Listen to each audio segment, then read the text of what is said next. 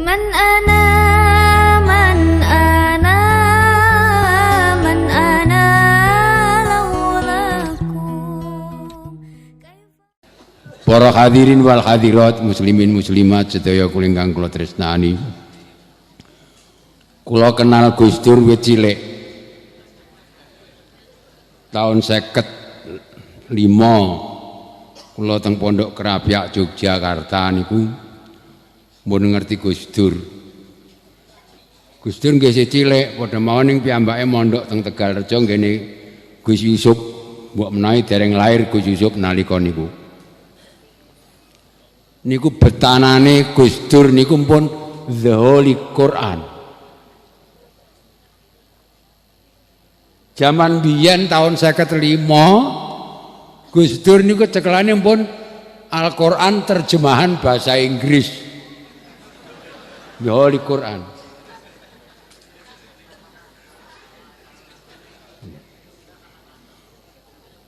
Nyon ngapunten, kacamatanya sudah tebel waktu.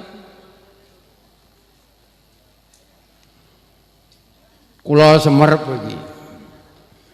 Bisa maca apa ora ngoten batin kula. Lah ora ngerti wonge kok. Bareng ngerti kula gumun, ya Allah. Donya iki menawa golek wong kaya Gus Dur ra ono. Pabrik wis ora ngetokno wong ngono kuwi wis.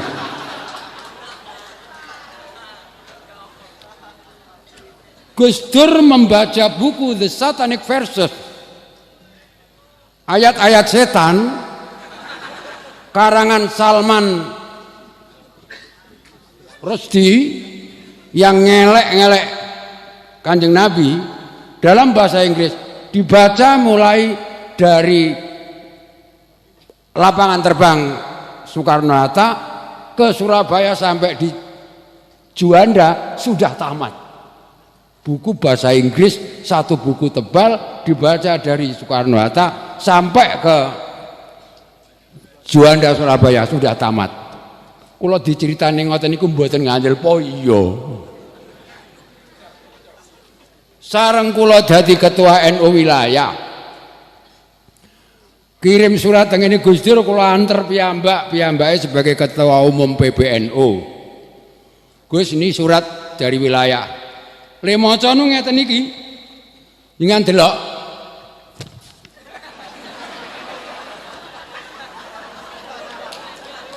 Le maca nu ngeten iki.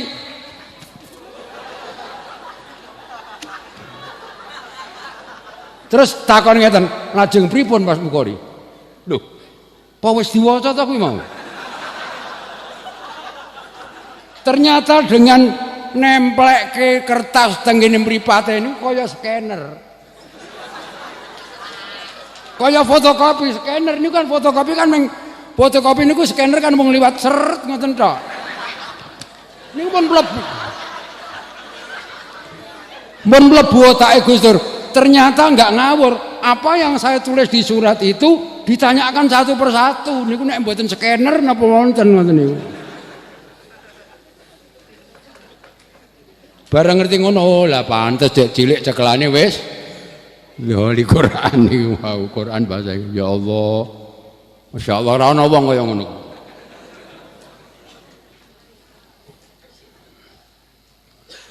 Sing kula gumun sing seneng wong sak Indonesia do, ora wong NU tok. Wong agama Buddha, Hindu barang itu seneng karo Gus Dur, Cina barang senenge karo Gus Dur. Teng Jakarta niku enten kongko-kongko bersama Gus Dur pendak setu niku. Sing kumpul ya pastor, ya pendeta, ya biksu, ya macam-macam agama niku. Kumpul tanya jawab ngoten. Lah kula nate diundang ngaji teng kene Gereja Randusari. Oh, aneh ta? Kula gelem niku niru Gus Dur. Pendhita sak pirang-pirang pendhita Kristen sak pirang-pirang kumpul, Gus Dur dimintai tausiah. Geger wong sak donya. Piye Gus Dur iku? Kula matur guru kula Kiai Ali Maksum. Pripun niku Gus Dur kok diundang kalih pendhita kan ceramah kok purun. Lah nek ora gelem ki pendhita le krungu Quran sok kapan ngono. Nek ngono ya bener ya Gus Dur kuwi ngoten niku.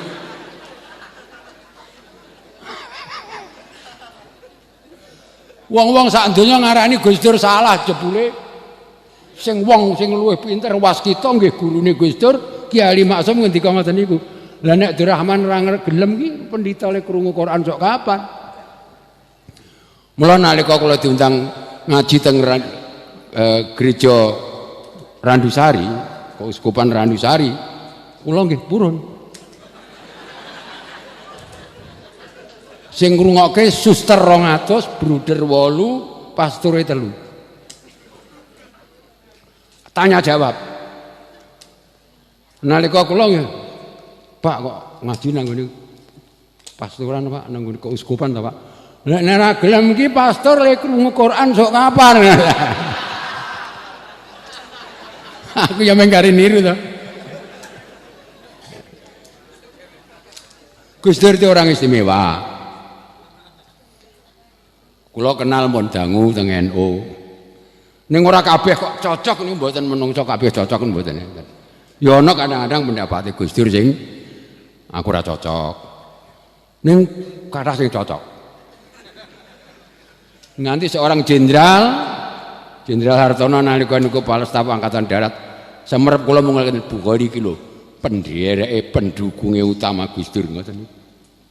Mergo kathah pendapat kula sing kadang-kadang padha. Ning mboten semua pendapat itu sama. Lan Gus Dur iki kula nang ngarani menurut ceritane Pak Mahfud kula nang ngarani janjane kancil Gus Dur. Politik ini ku politik kancil. Saestu.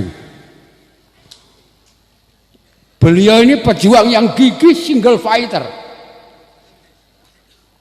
Duwe pendapat diperjuangno senajan ranti kanca ijen, diunek-unekno wong ya ben. Ide kembali ke kita NU itu sudah sejak beliau di Irak. Nek NU ngene terus selalu di lorong-lorong tempatnya. Wong ngaku NU ora wani nalika kuwi kok nganti wong Demak cilik-cilike nang NU nang Departemen Agama do ngaku Muhammadiyah ora wani ngaku NU. Iya. Gus Dur ngomong kalau kita tidak kembali ke kita NU 26, kita selalu tidak bisa berada di mainstream. Enggak bisa di jalur besar. Jadi NU yang melakukannya nanggone lurung-lurung cilik ngono tok. Sing gede-gede dalan iku nggone wong liya. Itu ide Gus Dur. NU harus kembali ke kita NU 26 kalau ingin berjalan di mainstream. NU ada di mana-mana. Ra ono NU dadi bupati ngono ra ono. Mula Pak Dakiran kudu syukur matur nuwun karo Gus Dur. Loh, nek berjuang ki ora kok duwe enggak punya fasilitas. Gus Dur nalika niku dereng gadah mobil mon dereng. Gus Dur duwe mobil niku saka keramate Mbah Lim. Gus Dur niku badhe kredit mobil. Untuk duit kanggone Kompas, tulisannya itu dihargai 5 juta, arep nggo bayar uang muka kredit mobil. Nang dalan ketemu Mbah Lim, buntelan duit langsung dijaluk tangguh aku ngoten niku. Iya diaturke wong Gus Dur ora wong nriman kok. Gus Dur kere nriman. Gus Dur itu selamanya enggak punya rumah, piyambake kontraktor, tukang ngontrak omah. Nang ndi-ndi ngontrak, gadah omah niku bareng dadi presiden niku tok. Hadiah ke negara. Lah bareng pun dijaluk Mbah Lim niku esuk-esuk cerita nang kantor Kompas. Ndek iki aku mbok kei duit ya ta, 5 juta arep nggo uang muka kredit mobil, dijaluk Mbah Lim. Oh, Gus Dur belum punya mobil toh? Belum, kok tak kei itu, malah dikei mobil. Ya. Jadi yang pertama kali punya mobil. Nah ini kalau merjuang kayak kita, NU nggak punya fasilitas. Numpak bis nganti tenggen kulo, numpak becak. Kulo kaget teng pandian mriko, ya Allah, Gus. Anten apa Gus? Ngobrol mawon, ngobrol masalah NU itu kalau begini terus nggak bisa di mainstream, anu gini. Niku ngoten niku ditelateni teng Jogja, teng pundi-pundi kanca-kanca sing dianggap mungkin bisa punya pengaruh diparani jen. Sehingga akhirnya banyak orang yang menyerap ide beliau baru diceploskan di Muktamar Semarang. Muktamar Semarang hanya bisa menerima seruan kembali kita 26.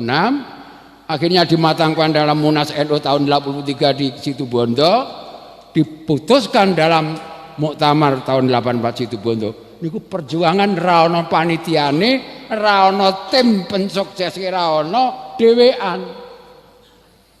Niku watak Gus Dur. Ning nggih iso mawon wong kancil. Nalika badhe dadi presiden. Mpun enten swara dari Poros Tengah yang disuarakan oleh Amin Rais. Poros Tengah akan mencalonkan Gus Dur. Lah ujug-ujug welut pirang dina ngoten kok enten bocah-bocah IPENU kalih bocah PMI nu nganakno demo. Gus Dur jangan mau dicalonkan oleh Poros Tengah. Itu hanya main-main, akan mempermalukan Gus Dur. Gus Dur jangan mau dicalonkan, hanya dipermainkan oleh Amin Rais. Ngoten niku kabeh bocah PMI do ngoten niku. Lah esuk-esuk ketemu kula teng kantor Ansor. Lah apa ta wingi anakno demo ngono kae sing ngangken Gus Dur kok.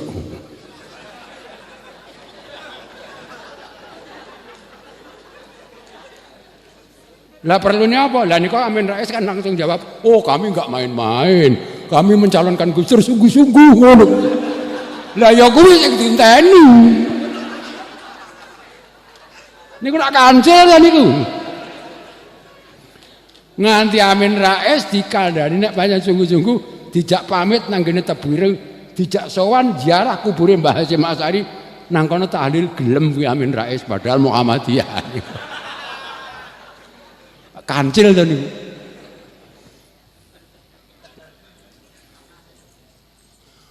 Wong kepengin sowan, presiden kepengin sowan presiden Amerika. Presiden negara endi wae kepengin ketemu karo presiden Amerika. Ana sing 3 dina lagi, 3 tahun lagi kasil. Ana sing ora kasil. Ning Gus Dur gampang wong kancil. Jadi presiden anyar-anyaran muni ngene, saya akan membuat poros New Delhi, Jakarta, Beijing. Gawe kerukunan India, Indonesia, Cina. Wah, Amerika geger to, bingung wah iki nek negara telu iki rukun donya wow.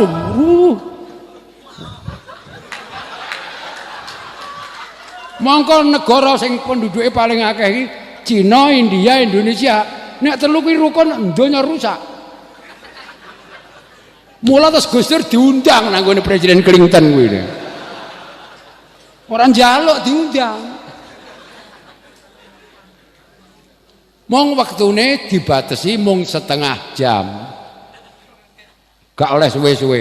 Ning wong kancil Clinton dijak guyon nganti sak jam ora krasa.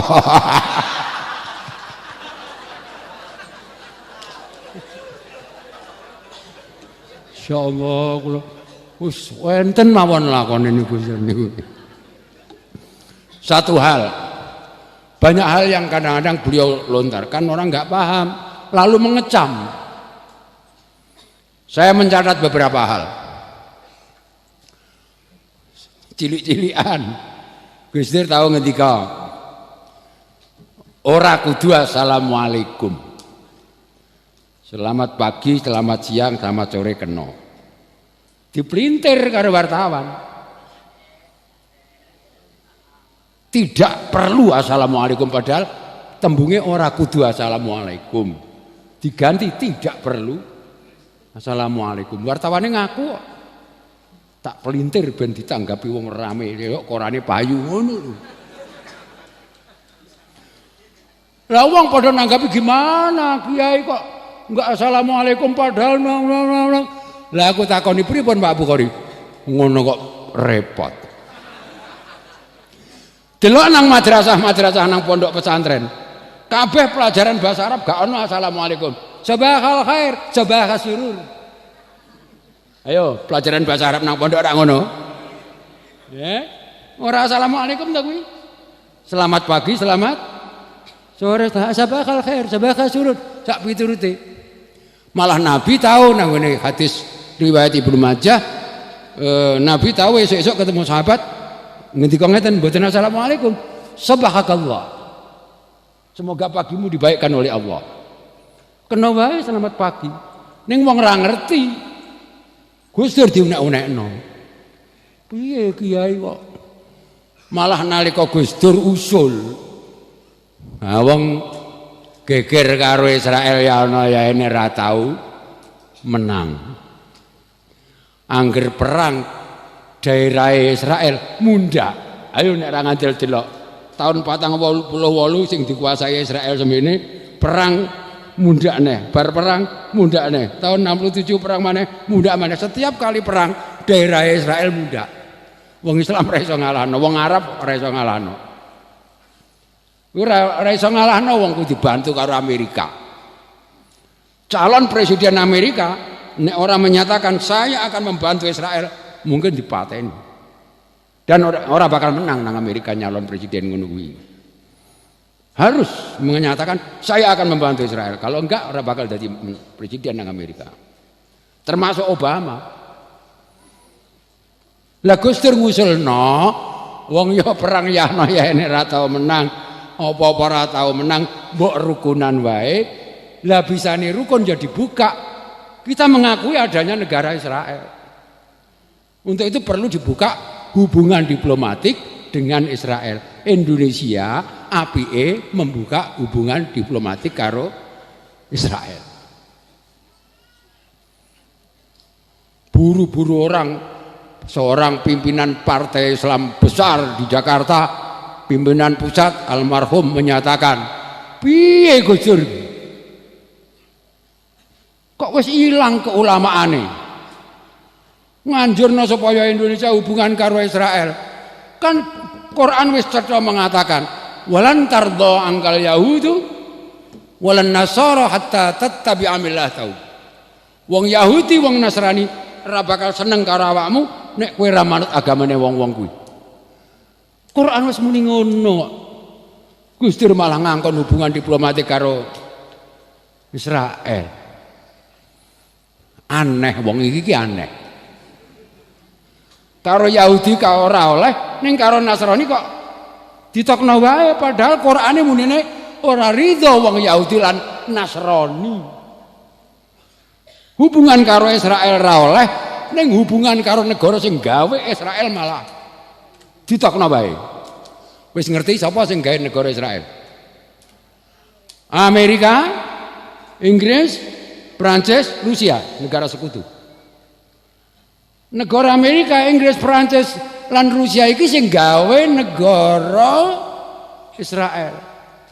Orang Zionis yang kaya raya menguasai bank di dunia bantu sekutu dengan janji nek sekutu menang perang Yahudi njaluk negara.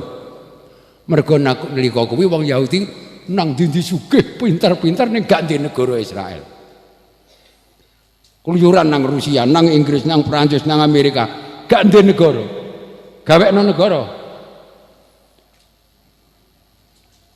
Ongkos perang dunia kedua negara sekutu dibiayai oleh Zionis. Bareng wis menang sekutu, dikai negara nang Uganda moh, mergo ora duwe sing dijaluki kepengin balik nang tanah tumpah darah nenek moyangnya ya kuwi nang daerah Palestina. Akhirnya didirikan negara Israel Dengan ceritanya yang panjang lebar enggak saya ceritakan, sing ngedekno ki negara papat. Lah karo Israel ra oleh kok hubungan karo Amerika, Rusia, Inggris karo Prancis ditokno wae. Iki piye wong iki? Nek ra oleh kudune ya ora oleh. Gus Dur ngusulno kaya ngono kok dielek-elek. Karo Israel ra oleh, tapi sing ngedekno Israel malah Indonesia dihubungan. Indonesia dihubungan karo Amerika. Indonesia dihubungan karo Inggris. Indonesia dihubungan karo Prancis, karo Rusia. Malah Indonesia duwe hubungan karo negara Vatikan. Vatikan itu negara Rom Katolik. Kok oleh padahal kalimatnya walan tardo angkal Yahudu walan Nasor. Mengapa dengan Yahudi enggak boleh? Kok dengan Vatikan boleh? Tidak, uang mengawur tadi. Gus Dur nek enggak ada pendapat janjane pun enggak ada. Maton duwe dasar cuma wong ora paham. Akeh wong weruh ora paham. Oh bedane weruh karo akeh wong weruh gak ngerti iki. Aku wingi lunga haji. Mulih ki ana wong sing aneh-aneh. Bar mulih kok haji ki nek cara kene kan bar salat subuh kuwi wis ora oleh salat maneh ya. Nggih ta mboten? Bar salat subuh mboten asal salat. Lah nang Mekah ki bar salat subuh ya salat. Bar salat subuh salat apa wae ping bola-bali oleh. Khusus Mekah. Lah wong ki ra ngerti ning weruh. Wong bar salat subuh do salat ndeke melok-melok wah. Oh jebule oleh bar salat subuh salat ping pira wae oleh jebule. Bareng mulih nang omahe ya ngono, bar salat subuh ya salat maneh. Padahal itu khusus untuk Mekah, Madinah wae ra oleh. Jenenge wong weruh ning ora ngerti. Akeh wong sing weruh karo Gus Dur ning ra ngerti karepe Gus Dur niku kathah. Kula mon nate ngarani Gus Dur ki keblinger. Gus Dur ngimpi nglindur. Tahun 67 nek mboten lepat. 11 bulan sebelum Pak Harto jatuh. 11 bulan dieling-eling. 97 nggih. 11 bulan sebelum Pak Harto jatuh. Kula, Gus Dur, Mustafa Zuhad, Pak Toham, pengurus NU Jogja. Teng kamar ngomong-ngomong masalah Sekjen Departemen Agama begini Gus Dur ndawuh wis rasah ngrembug kuwi. Pak Harto ki sedhela meneh jatuh. Kula gumun kula. Kok Pak Harto iso jatuh iki piye? Padahal waktu itu Pak Harto bar diangkat jadi jenderal berbintang 5. Artinya kekuatan ABRI mendukung Pak Harto. Kekuatan seorang presiden mesti didukung oleh kekuatan angkatan bersenjata, didukung oleh kekuatan politik, didukung oleh pemegang kekuasaan ekonomi, didukung oleh pemegang opini rakyat. Opini umum, public opini. Mongko ABRI di bawah komando Pak Harto jenderal penuh, bar diangkat jenderal penuh, ra mungkin berontak. Kekuatan politik di tangan Golkar. Golkar ya apa wae manut ketua dewan pembinane Pak Harto. Kekuasaan ekonomi di tangan para konglomerat. Konglomerat ono Lim Siwi Liong, ono kabeh di bawah ketiaknya Pak Harto. Wong Lim Siwi Liong sugih sing nyugihke Pak Harto dari Bukasari itu. Karena tiang-tiang termasuk Abu Rizal Bakri, termasuk Bob Hasan, kabeh wong konglomerat itu sing marai sugih Pak Harto. Gak mungkin nganti menentang Pak Harto. Kekuatan ekonomi di tangan Pak Harto. Public opini itu dibentuk oleh Departemen Penerangan Departemen Agama Harmoko wis ngintil karo Pak Harto. Kok iso jatuh lho? Piye ta Gus Dur apa ora nglindur aku ngono. Mun mboten usah rame-rame, mengke sekedap malih Pak Harto jatuh. Sing perlu kita nyiapaken nek Pak Harto pun jatuh pripun? Bareng wis dadi presiden aku ngerti saiki. Berarti kowe wis ngancam besok nek Pak Harto jatuh aku sing dadi presiden kan. Saya yakin itu berjuang sendirian. Ramalan ini kan masuk akal. Kalau nggih nate ngeramal ning masuk akal. Wis tahu krungu ramalanku, Bu? Tahun 82 aku ngeramal. Besok tahun 2000 ngene. Lajeng kula damel.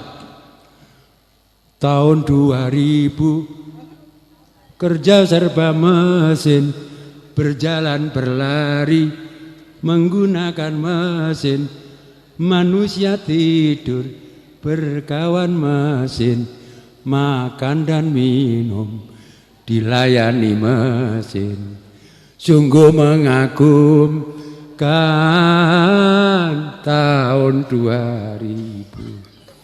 Namun demikian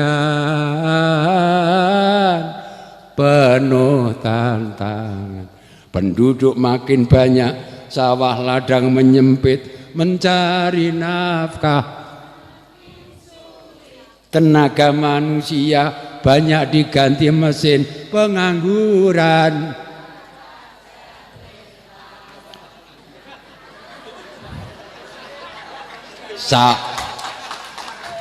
Sawah ditanami, gedung dan gudang. Nggih mboten Pak Bupati. Konggone Semarang Demak saiki wis gak ana sawah. Hutan ditebang jadi pemukiman, langit suram, udara panas akibat pencemaran. Niku ramalan kula sok tahun 2000 ngene, ning kula nganggo perhitungan. Lah Gus Dur ora masuk akal. Niku kehebatan seorang Gus Dur mriku. Kula nalika ndamel lagu niku tahun 2000 pancen nggih tak otak adik kira-kira tahun 2000 ngene. Niki ngangge hitung-hitungan. Apa maneh iki kula nembe ndamel malih. Kira-kira 2050 iki kaya ngene.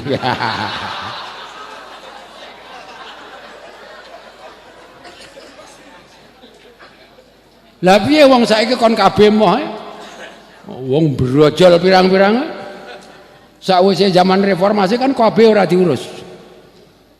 Kelahiran sejak zaman reformasi sampai sekarang menjadi peledakan anak-anak muda yang kemudian brutal, susah dikendalikan itu. Ledakan penduduk karena kelahiran sudah nggak terkendali sejak reformasi. Diakoni para monggo. Coba nek Pak Mahfud sing dadi presiden mangke ditandani. Allahumma.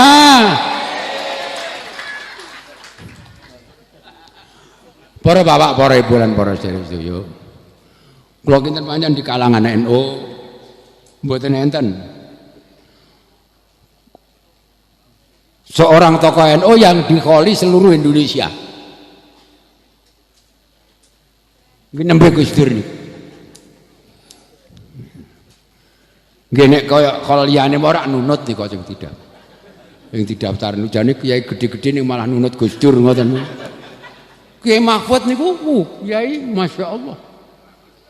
Tiang-tiang Arab niku kathah, ulama Arab niku hormatnya terhadap Kiai Mahfud Termas niku masyaallah. Kula sithik-sithik nate dadi murite Kiai Mahfud. Lah umurmu pira ribu kori? Wong Kiai Mahfud zaman kuno kok kowe dadi murite. Dadi murite niku kula nate maca, nate ngaji kitab karangane Kiai Mahfud.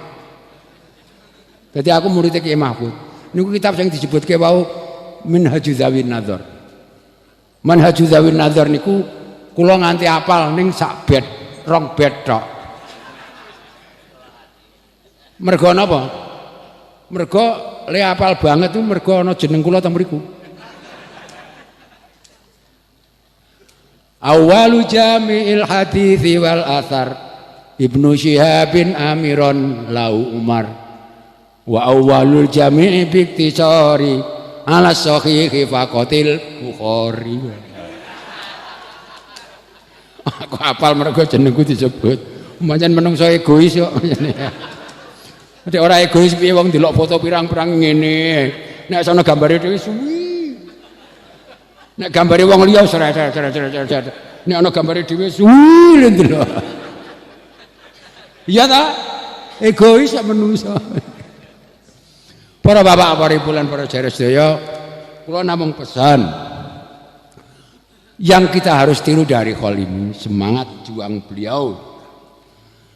Semangat juang beliau yang berjuang tanpa napa nggih, tanpa kepengin oleh-oleh donya sing ketok mboten. Janjane sing arep jatuhke Gus Dur niku mergo wedi jatuh.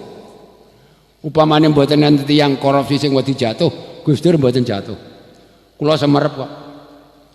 Tiyang sing ngongkosi kathah mengeluarkan uang banyak supaya Gus Dur jatuh, karena kalau tidak Gus Dur jatuh, dia akan di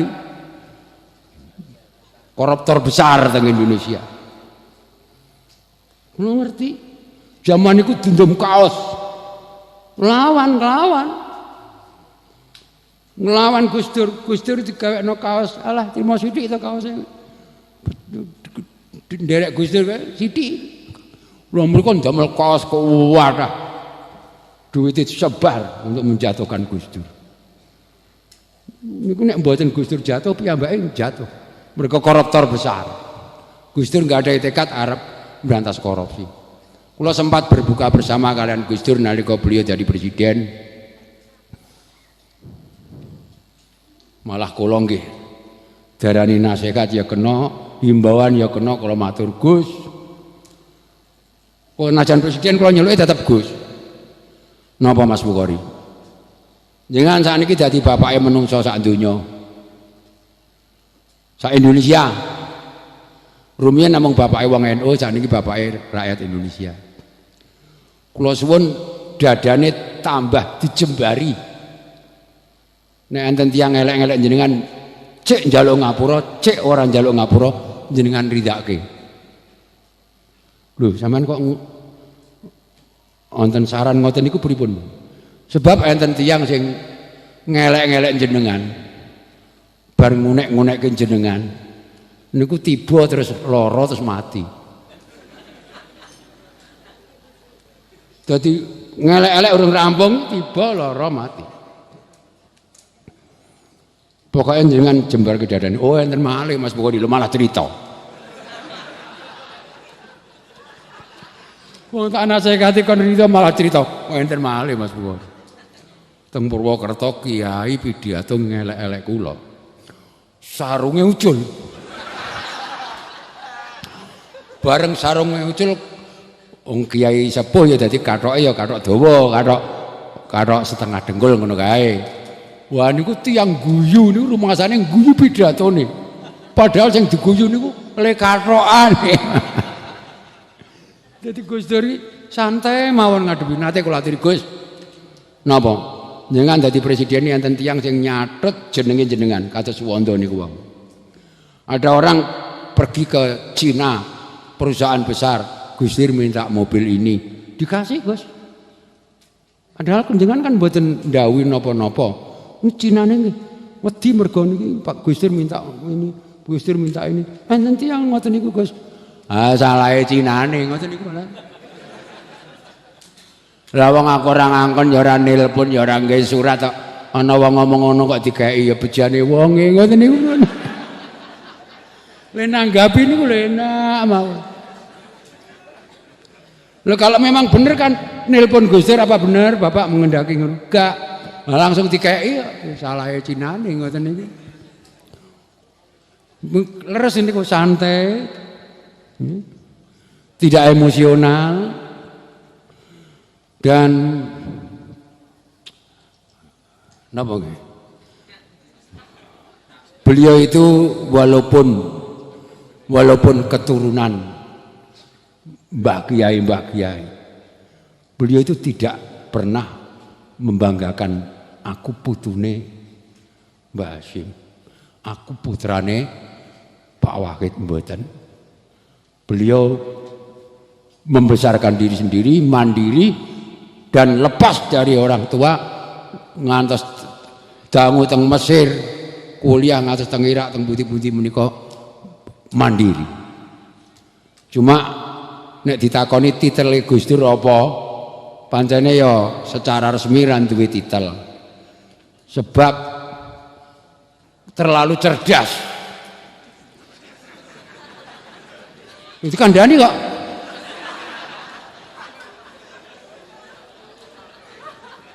Kok ora terlalu cerdas piye? Ayo, sing kuliah tak takoni. Sampeyan kuliah nang IAIN setahun iki diwenehi pelajaran upamane nang Fakultas Syariah, wenehi pelajaran Quran pirang ayat? Hadis pirang hadis? Pelajaran yang diajarkan di kuliah itu 1 tahun, Gus Dur maca sak jam rampung. Wis mlebu otak, wong scanner.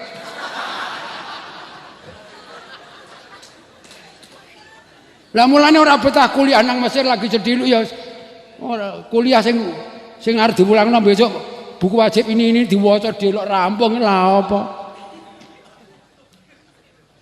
Ora betah kuliah niku. Ning gadah titel dokter yang kita harus perlu kagum. Beliau punya titel dokter tapi enggak pernah menulis dirinya dokter. Dan tidak pernah disebut dokter.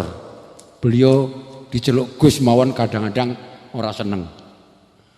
Diceluk Gus berarti sampean ngurmati bapakku to. Mergo Gus niku putrane kiai, dadi nek sampean nyeluk Gus Dur berarti dianggap ngurmati bapake. Itulah Gus Dur. Dadi kula nek crita Gus Dur ra ono enteke. Nalika wartawan takon Gus Dur, Gus, ada jenderal mengatakan Gus Dur ini maling. Lah kok maling ada apa? Karena Gus Dur pergi ke negara Israel, padahal Indonesia tidak punya hubungan diplomatik dengan Israel. Nek aku maling ya Pak Harto mbae maling. Pak Harto masih presiden loh waktu itu loh. Nek aku maling Pak Harto mbae maling. Kok mbae maling gimana? Pak Harto menerima Perdana Menteri Israel dari New York mampir di Jakarta tanpa izin DPR. Itu kan mbae maling. Wong Indonesia nggak punya hubungan diplomatik kok Perdana Menterinya datang ke Jakarta diterima Pak Harto. Mbae maling. Ning wartawan siji wae rawani sing. Ra ono sing wani muat. Kula nate kali Mbak Tutut ngomong. Mbak, muktamar NU nang Cipasung wis rampung, wis njaluk ngirim surat njaluk audiensi ketemu Pak Harto. Urung ditanggapi. Tapi muktamar Muhammadiyah nang Aceh lagi sedilu njaluk waktu wis ditampa, diterima audiensi dengan Pak Harto. Ini kesannya di daerah itu enggak baik. NU enggak seneng begitu. Jawabnya Mbak Tutut pripun? Lah pripun Pak Kiai? Lah wong Gus Dur ngaran-ngarani bapak goblok niku.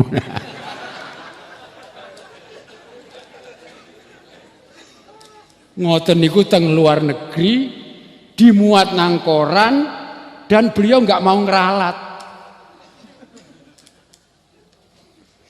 Lah nganti mlebu nang ngene disertasine Dr. Douglas dari Amerika. Dr. Douglas itu tenggen kula nalika badhe nyusun disertasi niku kata-kata he is stupid niku disebut ngono kali Dr. Douglas. Nganti Pak Hasyim pamane Pak Yusuf Hasyim pamane Gus Dur oleh kepengen pengurus NU diterima Pak Harto memberi tafsiran yang janjane orang ngono omonge Gus Dur ora kok Pak Harto goblok Pak Gus Dur tetap ngarani ora Pak Harto ya goblok ngono.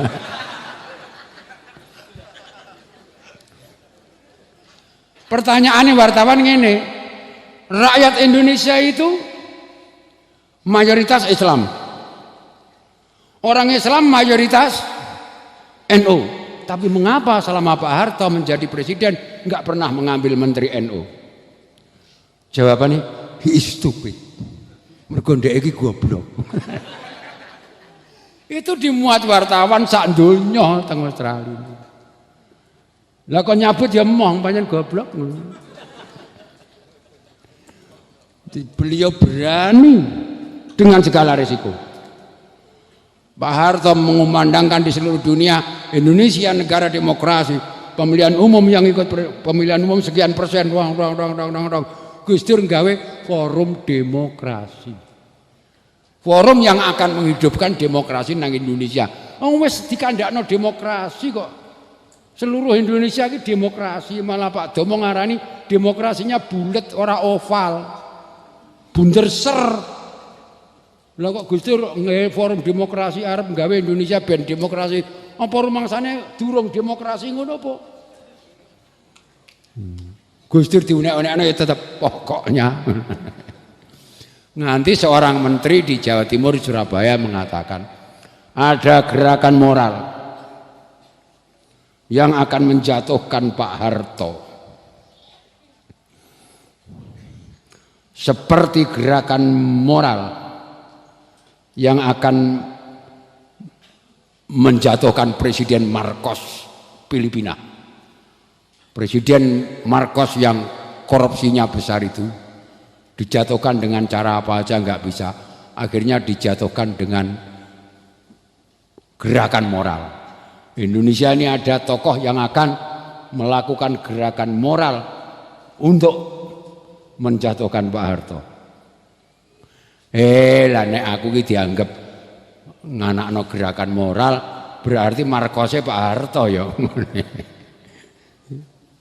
Wartawan ngrawani muat. Itu seorang Gus Dur berani berjuang dengan segala risiko. Lah kula kali panjenengan kadang-kadang lagi di pendeliki karo Pak Camat ngono serawani ngomong. Monggo dalam menegakkan kebenaran, monggo kita melakulah sing bener wae. Asal kita enggak melanggar aturan negara mboten napa-napa. Niku ingkang saged kula aturaken mugi-mugi wonten manfaatipun fid dini wad dunya wal akhirah.